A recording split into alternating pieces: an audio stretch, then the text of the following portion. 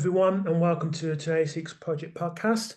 If you like this interview today and other past interviews, just like, subscribe, and share this interview and all of that good stuff. So, today's guest is a writer who's written a book about Ron Sterling, the writer who created the Twilight Zone, and his links between that and how he used boxers and boxing in his stories. The writer's name in question I'm talking to is Christopher Bennett, and he's going to talk to me now. Hello, Chris. Chris, it's nice to meet you. Thanks for having me on. Yeah, thank you for having me on. It's been an absolute pleasure to talk to you. As we said off just before the interview, been trying to arrange this for a while, so Yeah, thankfully yeah, it's good.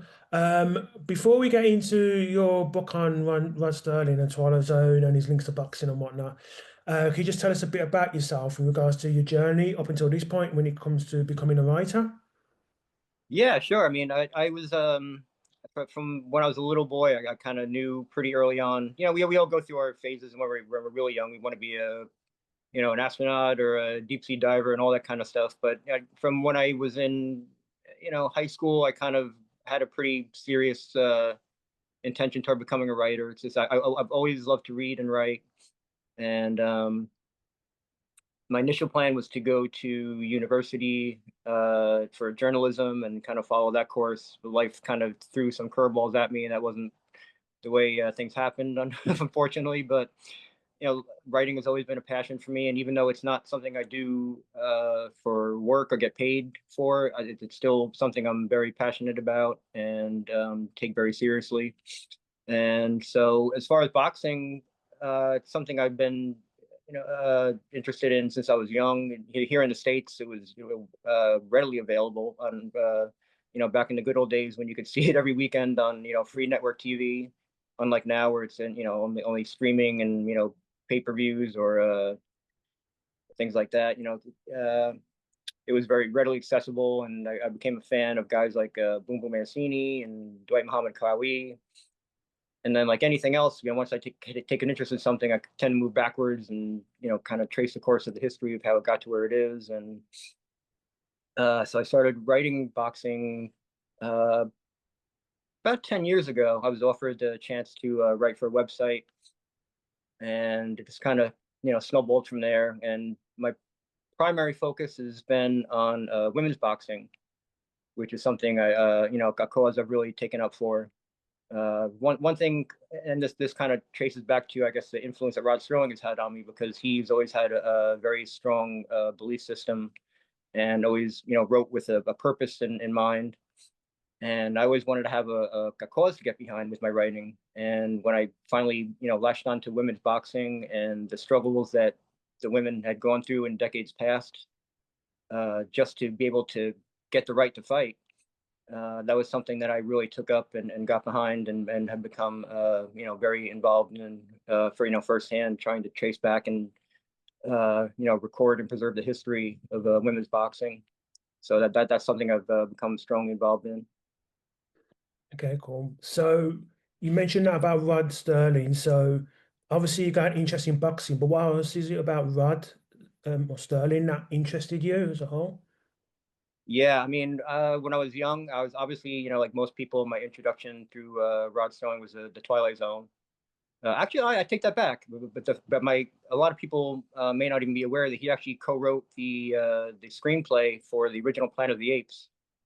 So when I was I mean, going back probably about 4 years old, this was the early '70s. I'm 54 now, so 19 early 1970s, Planet of the Apes was everywhere. So I became that really drew me into the whole world of science fiction and monster movies. And I obviously had no idea then. I didn't know who Rod Serling was, other than the name on the screen as the co-screenwriter. But he had done the first several drafts of what would become the first Planet of the Apes movie.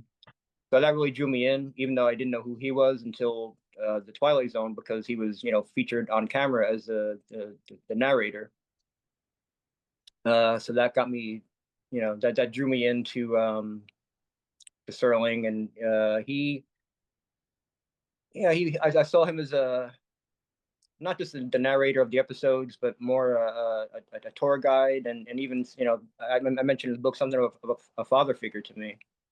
I had an absentee father, so never really had a relationship with him. So I kind of I latched on to Rod Serling in some way. And even as a as a young boy at an early age, I knew that there was more than meets the eye to the guy in the suit smoking a cigarette and speaking in these kind of short clipped tones and with very intense vocabulary. I knew that there was more to him than that, and that there was something that really made me want to know more about him.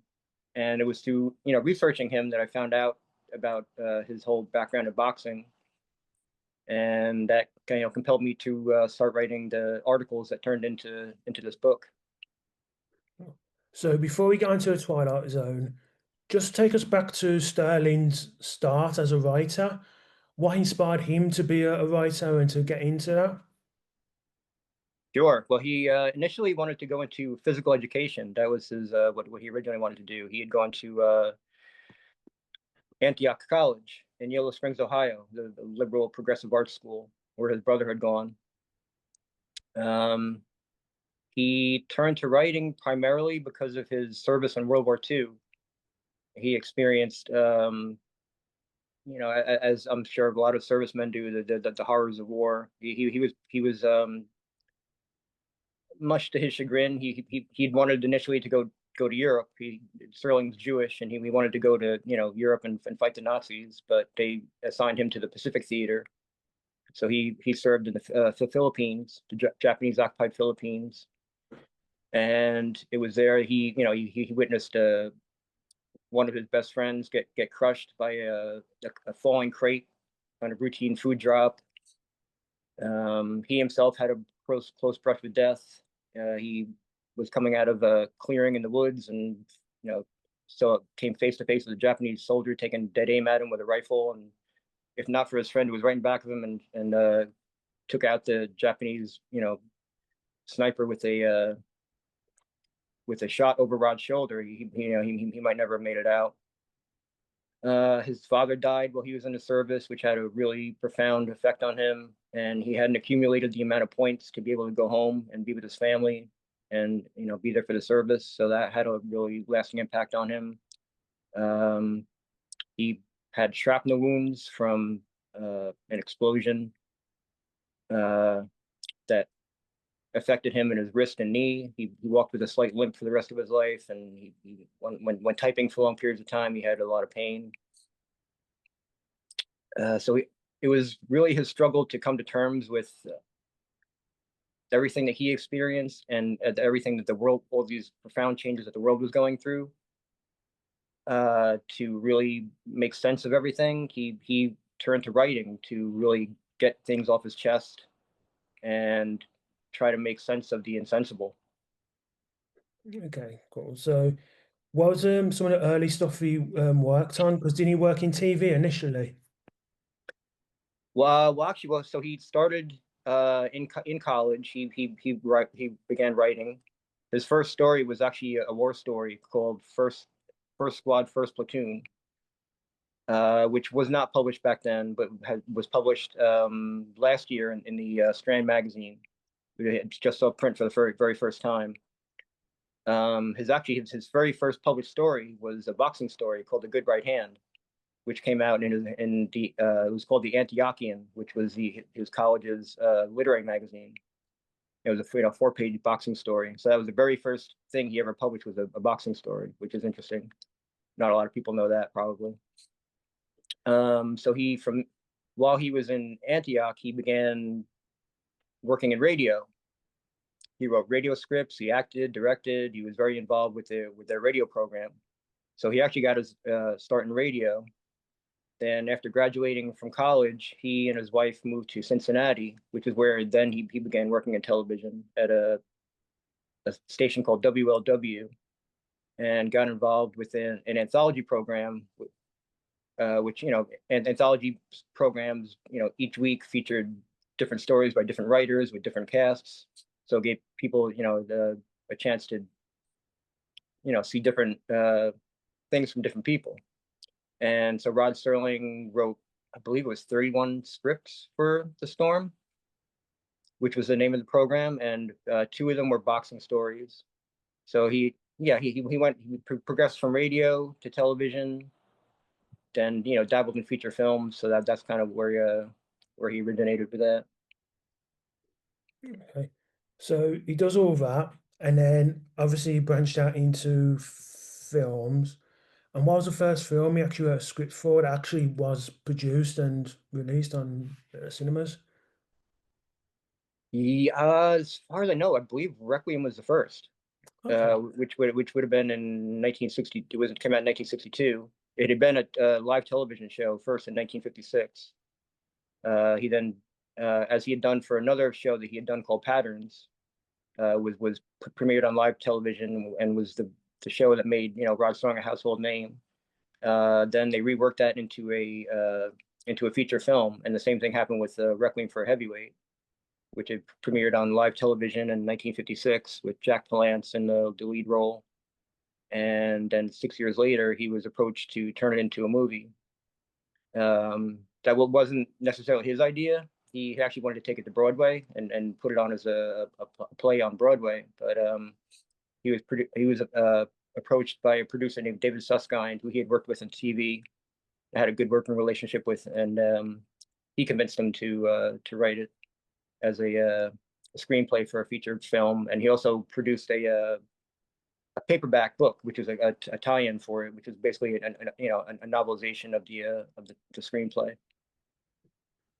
So where does the boxing come into all this? Like, where did his love of boxing begin? Because I think both for Twilight Zone and in work he did before that, he used some boxers, didn't he, for some of the minor roles? He wanted to. So going back to his service in World War II, Serling had actually boxed in the army. Okay. Now, as far as I know, he got his love of boxing from his father Sam, who I had heard this from a couple other sources, but I don't know for sure. But apparently, he had taken him to some matches when he was younger, and I know Rod was a huge fan of Joe Louis, a really big admirer of him. Everything that he accomplished in and out of the ring. And so as far as casting, he so the Big Tall Wish was a boxing episode on Twilight Zone, which was remarkable for the fact that it featured a nearly all black cast, which was virtually unheard of in the late 1950s. And he had originally wanted Archie Moore to appear in the lead part. It didn't happen for one reason or another. I don't know the full story behind why Archie couldn't do it, but he then cast an actor named Ivan Dixon. Requiem for a Heavyweight, though, does feature a lot of former boxers, but both versions, the TV version and the film, both actually feature quite a few. In the televised version has Max Baer, Slapsy Maxie Rosenblum is probably the most visible and gets the most screen time. The feature film in the very beginning kind of pans past a lot of faces in a bar watching the fight, and among them are guys like Willie Pep, Johnny Andrisano, Alex Mitteff, Rory Calhoun, guys like that. So he did use, whenever possible, use a lot of former boxers. Yeah, and the Anthony Quinn stand-in and for Requiem for Heavyweight for the film was a guy named A.B. Bain, who had been a contender, and Quinn said that he modeled a lot of his speech patterns and mannerisms on AB, who spoke with a really raspy, hoarse voice from getting punched in the throat a lot, which is where Anthony Quinn developed that characterization for Mountain Rivera. So yeah, so Rod Serling definitely had a love of boxing. He was obviously very critical of the seedier elements of it, but certainly had a lot of profound respect for boxers themselves. So with the Twilight Zone, obviously there's a massive influence even the TV today, from things like Tales from the Crypt to the Outer Limits in the 1990s to modern day. Um, Similar series like Black Mirror, for instance. Right. But for me, that series, The Twilight Zone, is one of the most original series there has been. Like, how on earth did he come up with that? Because he wrote, I think he wrote the vast majority of the episodes as well. So how on earth did he come up with that concept? Not just the concept of how to do it, but also the stories themselves. Because I'll be honest, some of them are just out there, and even now watching them, you think like Nightmare 20,000 Feet, very influential even now. Right. It's it's like how on earth did he come up with those concepts? Were there any authors that he liked when he was growing up that were like, I don't know, like H.P. Lovecraft, for example, like that he loved and influenced him in that way, or was it just something else completely? He and his brother had a love for the EC comics, the horror comic, the pulp novels, the EC comics, which are a lot, horror driven stories, with very graphic illustrations and things like that. And they would watch King Kong together as boys. So, growing up, he had a love for, monster movies and science fiction and things like that. Ray Bradbury was somebody he had a lot of respect for as a writer. Um, and so, yeah, he took a lot of that with him to the Twilight Zone. And the reason he developed the Twilight Zone was because a lot of the resistance that he was getting from network sponsors and the censors for putting on the dramatic teleplays that he was attempting to do uh, made him, have to rethink the way he was putting them forward. So he used the Twilight Zone and these kind of far out science fiction stories as allegories to tell parables about real life situations and things that were going on in society both then and at the present time, and deal with them in as straight ahead of a way as he could, but mask them enough to where you know he the way he put it was I could have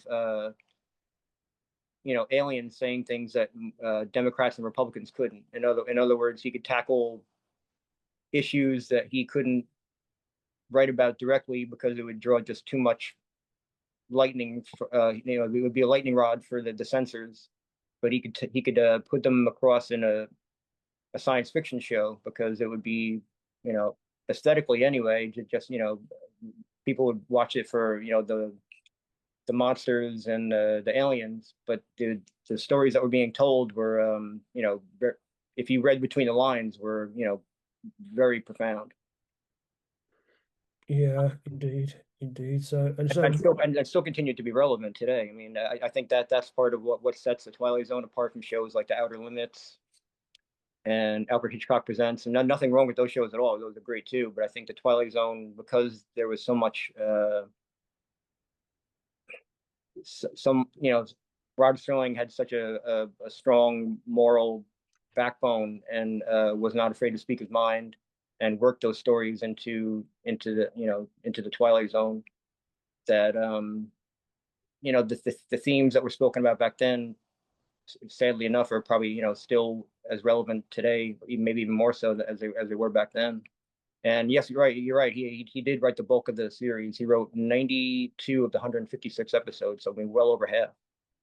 And he also employed writers like Charles Beaumont, Richard Matheson, George Clayton Johnson, very well respected writers. And one thing that he enjoyed doing was that when you watch the episodes at the very end, he would tell you what was coming up next week. And if it was a story of his, he would never mention his own name or toot his own horn, but he would always make sure to give the other writers credit. That he would say next week from the mind of Richard Matheson, and then kind of give you a little preview of what you're going to see. So he was always very generous about sharing the credit to the writers who were contributing to his show. It wasn't all about him. Wasn't about himself at all. It was really about sharing the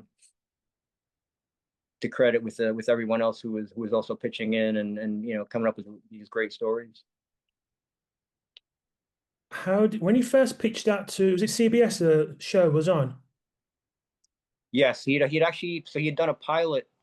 What was considered kind of a pilot was called The Time Element, which is a time travel story.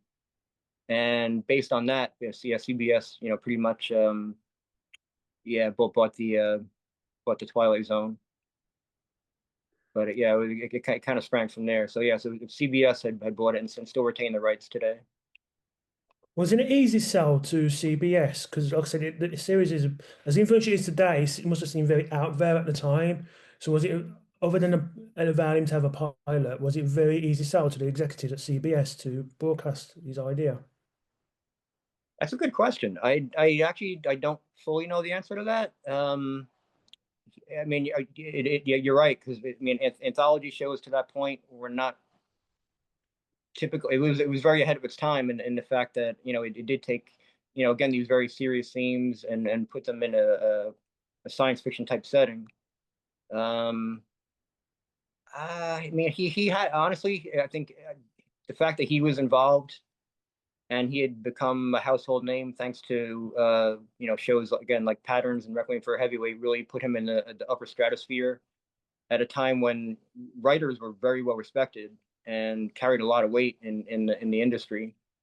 And so I think his name being attached to it and the fact that he was going to be essentially helping run the show and write most of the episodes, I think that went a long way toward easing any concerns that people had because he was very well known and very well respected in the industry, and his name was very highly regarded as he was as a person. He was very well respected. Just as a human being as well as a writer. Just a bit away from us, Sterling, but still sticking in the Twilight Zone. I don't know if you know the answer to this, but who composed that theme tune? Because even now, that's again another influential aspect of the show, the theme tune. Do you know who composed it at all? It is boy, I can't remember the name of the person. I mean, there was a lot of there's a whole book that was written actually by a very talented woman named Reba Wisner that covers all the music that was done composed for every single episode, including the theme. I feel off the top of my head, I honestly don't remember the name of the person, the composer who did the theme song. But yeah, I mean that is instantly catchy, and to this very day, when someone wants to is talking about a weird situation that they're in, all you have to do is kind of hum that tune, and people know exactly what you're making reference to. But as far as the name of the person, yeah, unfortunately, off the top of my head, I can't recall.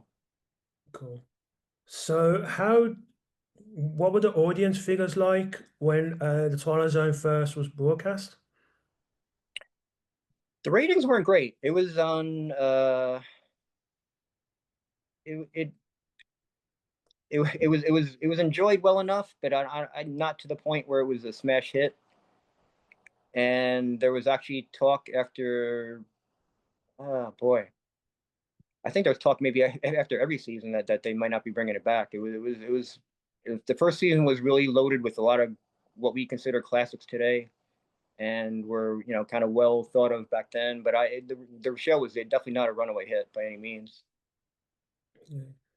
So, I talked about Nightmare in 20,000 Feet before, and the original starred William Shatner. Right. Kind of two parts to this. What other influential episodes are there that maybe I've even forgotten that are influential in, say, TV today, or like, are known across most Twilight Zone fans as the best Twilight Zone episodes? Boy, let's see. Well, I could tell you my two personal favorites are one called Time Enough at Last with Burgess Meredith, which I'm not sure if you remember that one. He has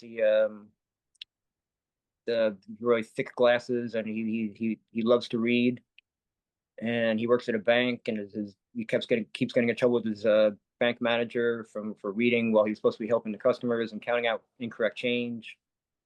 His wife is not supportive whatsoever of his love of reading and tears the pages out of his books and X's out all the pages so he can't read them. There's an atomic blast one day. He luckily for him he's down in the bank vault reading, so he's spared. But when he comes back up, the entire town is devastated, and everything's gone. And he's in complete despair, doesn't know what to do until he comes upon the library and realizes that now he has nothing but time and all these books to read. And the ironic twist, which almost all of Twilight Zones are famous for, the twist ending, he leans down to pick up a book, his glasses fall off his face and crack, and he's unable to read all these books that he now has all the time in the world to read. So you know, as a as a lifelong, you know, bibliophile myself, you know, I can really relate to that one, and you know that gut punch of an ending, you know, really gets to you every time. Mm-hmm. There's another one called Eye of the Beholder, which involves a woman with bandages who's had a series of experimental surgeries to try to repair what we're being told are, you know, facial deformities. And the doctors and nurses you see going back and forth, they're kind of obscured or hidden in shadow. And then it isn't until the end where you see they take her bandages off, and she's, you know, a beautiful woman who's considered a freak of nature. And then they show the doctors and nurses who are all quote unquote normal and have, you know, these disfigured facial features. Um, the episode, you know, being titled "Eye of the Beholder," of course, you know, is you know, the moral lesson there being that, you know, you know, beauty being in the eye of the beholder, and what's beautiful to some person, you know, is ugly to another, and vice versa, and to only, you know, the beauty only goes skin deep, and goes, you know, much further than that. A person's soul is you know, more beautiful than the outside of them. There's those two. I mean, you know, there's some the other William Shatner episode that I actually like even better than Nightmare at 20,000 Feet is called Nick of Time. I don't know if you remember that one, where he and his wife get taken a cross country trip and get stuck on in this diner. They're having car trouble, and while they're waiting for the car to be repaired, there's a little tabletop fortune teller, and you put a penny in, you ask it a question, and it gives you an answer. And William Shatner keeps getting increasingly worked up by the answers he's being given, and you know, to the point where he's you know, really getting paranoid about about the future that he and his wife, which was, you know, looked so bright as the episode began. Suddenly it's starting to take a dark turn, at least in his mind, because of the answers that this little tabletop fortune teller has given him. So that's another really good one. Boy, I mean, there's a oh, those are just a few, but yeah, I mean, there's a you know, even Rod Serling would admit that Twilight Zone had some dud episodes, but not many. I mean, I have to tell you that the batting average was very high, and you know, the you know, one of the great things too that I've gotten to talk about with other people who love the Twilight Zone is that, you know, one person's favorite episode is another person's you know, bottom tier episode, and you know, everybody kind of has the reasons why, but they're always very respectful when talking about, you know, why they enjoy a certain episode as opposed to another.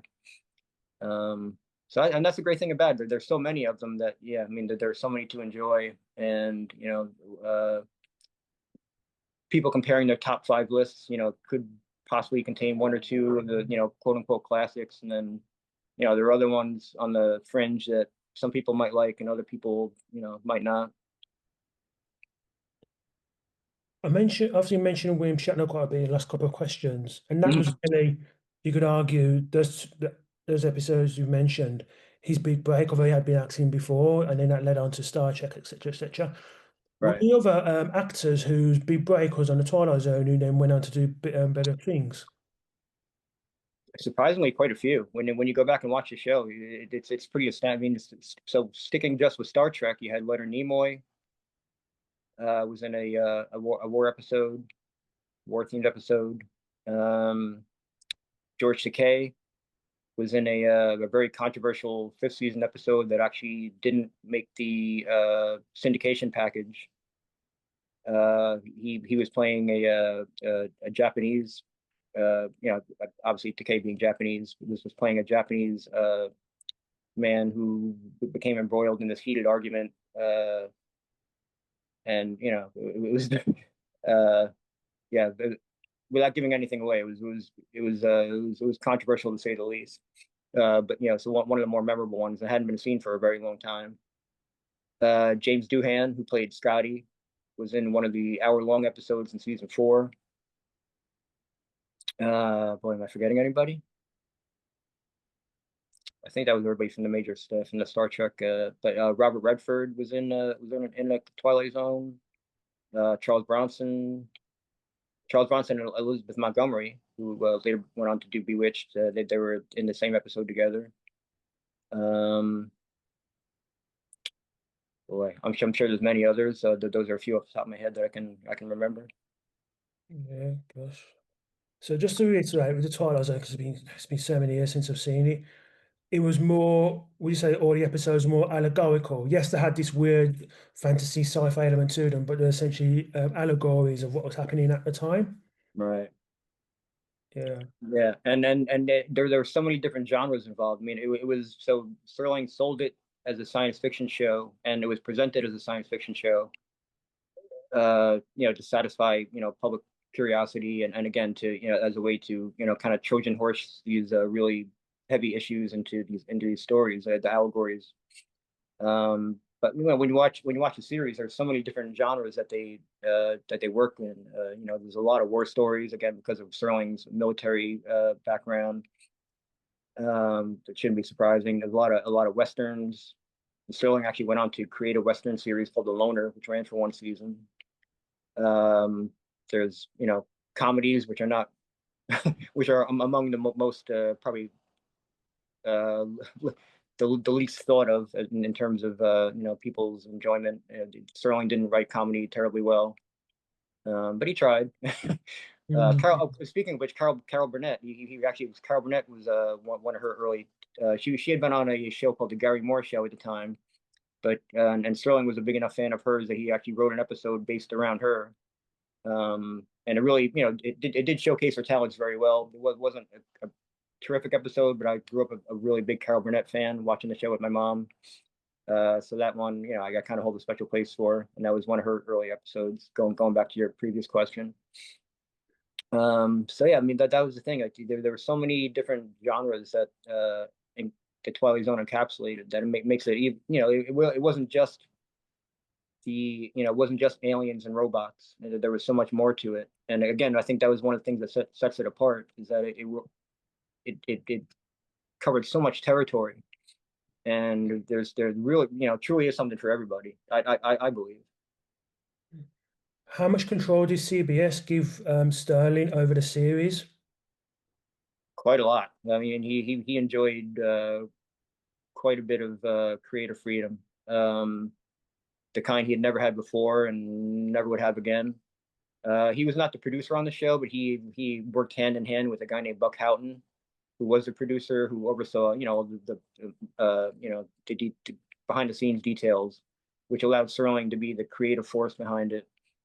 And yeah, he had yeah, I mean a tremendous amount of creative freedom, and as far as pitching story ideas, and I mean, again, he had run-ins with the censors on a few occasions, which happens, and but yeah, he had you know his run of the show basically. During the time the Twilight Zone was being broadcast, did Sterling write either any TV episodes or any movie scripts outside of that series? The thing, one of the things about Sterling is his almost incomprehensible work ethic. He was always right. I mean, he worked around the clock. So even during the five seasons that the Twilight Zone ran, he was always working on other projects, whether it was teleplays for TV shows or screenplays, whether they're produced or not. When a lot, some weren't, and as prolific as he was, there's a you know an equal or even greater mountain of scripts that probably were never saw the light of day. But he was always working on something, to the point where he once joked that if he was had so many deadlines hovering over him, and he was so behind on every project that he was working on. If he dropped his pen when he was writing and stooped down to pick it up, he was that would set him 2 weeks down, 2 weeks behind his schedule. So he was unimaginably prolific, and always working. He loved to write, and his yeah, his bibliography and list of credits, certainly reflects that. Just wonder with Sterling as well, and you talked about there about his scripts and how some of them wouldn't have been realised. Were there any projects that he was working on that look were nearly being given a green light before he passed away? He, interestingly enough, he actually had been working on a Twilight Zone anthology movie, Okay. and I mean, one up coming out in 1983, which is the one that Steven Spielberg produced. And but Serling actually had written, yeah, several stories, including a baseball story for a Twilight Zone anthology movie that he had wanted to produce. Um, the last screen, Anthony Quinn, who played Mountain Rivera in the Requiem for a Heavyweight movie, actually did a movie called The Salamander, which was based on a screenplay that Sterling had finished shortly before he died, and it was produced after he passed away. Mm, gosh. So all of his body of work Sterling has, and yeah, maybe it's just me, but I sometimes feel that he was actually underrated as a writer. Would that be fair to say? Maybe now, not. I mean, back then, like I said, writers were held in such high esteem that I think really they were, you know, in certain senses, as big stars as the actors who performed on the shows. A writer's name carried a lot of weight when when they were pitching an idea. Whoever was writing it, if they had a reputation and a good one, that would go again, have a lot to say about whether a project got the green light or not. So back then, no, he was very, very highly regarded. Now, I I mean, he definitely is. Yeah, he has a very, very strong core following. I mean, there's a Rod Sawing Memorial Foundation. A statue was just erected in his hometown of Binghamton last year, which I got to be there for, to commemorate his 100th birthday. So he remains very well loved. Um, I think what the thing might be is he's obviously best known as the Twilight Zone guy, and what I guess I wish more people knew and understood was that there's so much more to his body of work, that the Twilight Zone, and then the subsequent show that he had done called Night Gallery, the more horror themed show that ran 3 seasons. Yeah, there's so much more to Serling than just that. Mhm. I know you've mentioned a number of episodes, Twilight Zone episodes a while, but how many seasons did it run for? 5. Five. Yeah. Okay. For some reason, I thought it'd be more like 7 or 8 than 5. Seems to be going a long time. No, and again, because by the end of 5, the ratings had started to dip. Serling was starting to burn out, and it just kind of came to it. It kind of sputtered toward the finish line toward the very end, and I think kind of everybody was sort of happy to walk away at that point, including Serling. So I think even he admitted that he was just kind of burned out on the whole thing. Okay. So did he take a break then, or just, as you say, his work ethic just took over and he decided to write some more? Oh, he kept going. Yeah, I mean, he was always writing. And he at the same time, while Twilight Zone was being produced, he would go back to his alma mater, Antioch College, and teach courses and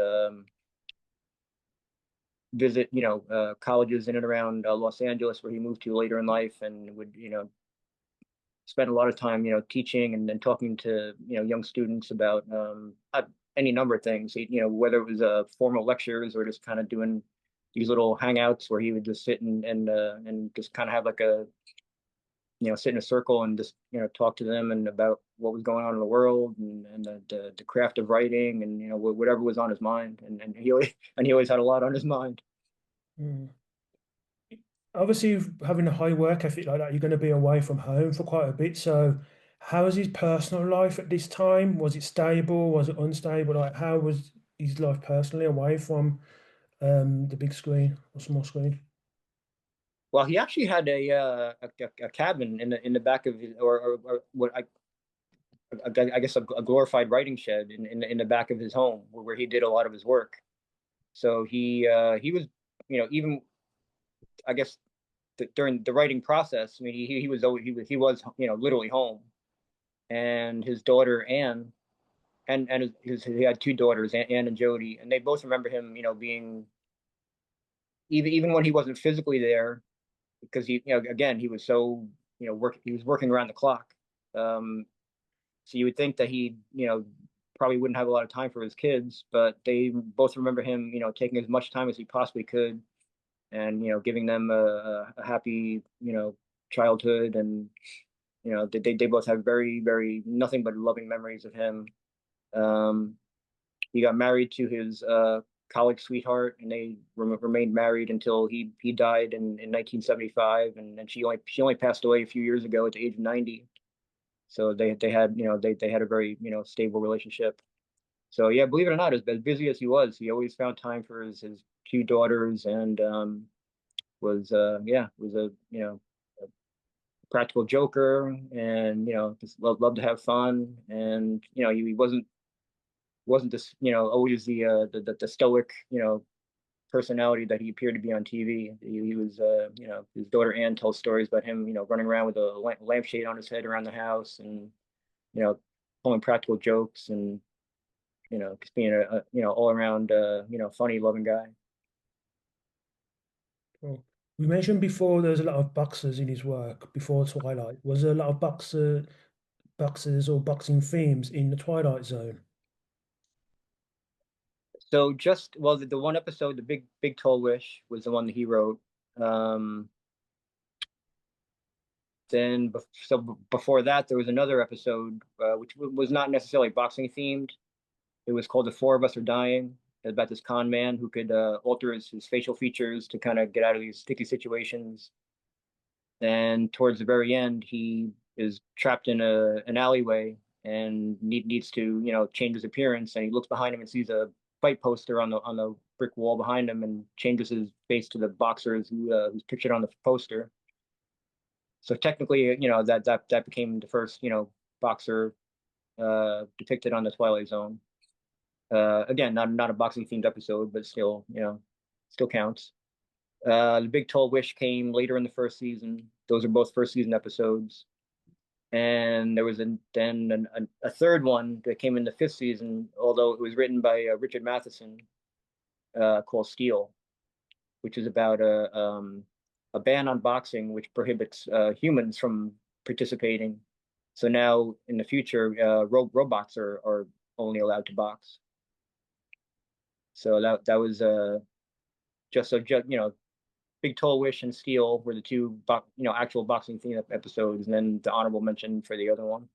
So yeah. You mentioned earlier these the Rod Sterling Memorial Foundation. Was Yes. that who was that formed by? Was that formed by his wife or his daughters, or was that something completely outside the family? Well, yeah. So his wife and daughters were definitely involved. His Rod's junior high school uh, English teacher, Helen Foley, who had a profound effect on him and kind of mentored him when he expressed a love of writing. She was involved. Um, a lot, a lot of local people in the town of Binghamton, where he grew up. It was a grassroots effort. Um, but yeah, his family was definitely involved, but also some other people who knew him personally, all gathered together, and knew that there had to be something to preserve the very important work and ideas that he did, the work that he did, and these beliefs and ideas that he had that grew beyond just a Twilight Zone, and that the foundation's mission is to keep his legacy alive, and make people aware that there's so much more to him, again, than just a Twilight Zone. Okay, cool. So obviously you've covered a lot with regards to what Sterling and the Twilight Zone. Just quickly before we go, it's been a real fascinating interview. Just a bit about yourself. Like, where's your writing going now? Because obviously you've written this book, it's out. Where's your writing now? Are you writing anything else in the future? Do you have anything else lined up? Yeah, so the book that I have coming out is going to be called The Twilight Rounds. Rod Serling explores the dark side of boxing, and it encompasses all his writings on boxing from, again, from his participation in boxing when he was in the army to, the very first story that he produced, which was in college, which was a boxing story, all the way through, Requiem for a Heavyweight and Twilight Zone and everything in between. That should be out in early September, we're hoping. Hmm. Um, my writing, as far as women's boxing goes, is now being archived at WBAN, which is Women's Boxing Archive Network. It's all being archived there. So anyone interested can go to WBANmember.com. Don't be scared by the word member. There's no membership or fees involved. It's all free to access and read. That's run and administered by a lady named Sue Fox, who had been a fighter in the 1970s and has spent the last 3 decades, really doing, an incredible amount of work to preserve the history of women's boxing, which is, really soaring to new heights now. And, in a couple of weeks, we have Amanda Serrano and Katie Taylor, getting ready to headline an all-female card at Madison Square Garden for their trilogy fight. So it's really, it's gaining, an incredible amount of momentum. So we're trying to, get the word out that there was, a much deeper history to women's boxing that goes all, I believe it or not, all the way back to the 1700s, at the times of James Figg, up to the present day. So that's where my writing, as far as women's boxing, is being archived.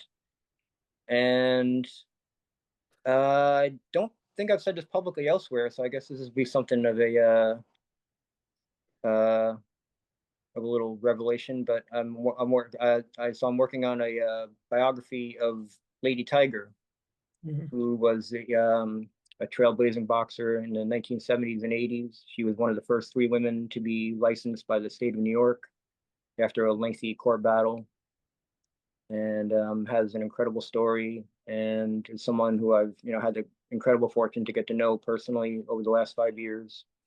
And we speak every night, and she's you know she's become not just my favorite boxer but my best friend, and somebody I'm very humbled to get to call my friend, and I'm very honored that she approached me to do her story. So I just want to do her justice. Okay, cool.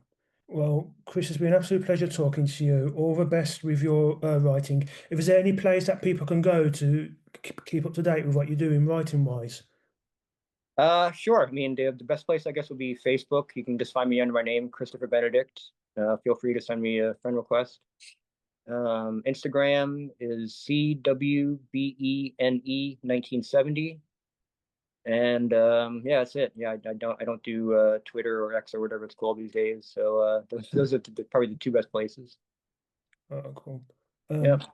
Well, like I said, it's been an absolute pleasure talking to you. It's been very interesting speech about Ron Sterling, who I think is, as we discussed earlier, is a bit underrated now as a writer because lots of people mostly think of him as Twilight Zone, but Yeah. there's a lot more depth to him than normal. But thank you for so much for coming to the podcast. And for those who are watching this and enjoy the content, please, as I said at the beginning, like, subscribe, and share. Thank you very much, Chris. Thank you so much for having me. It was a real pleasure.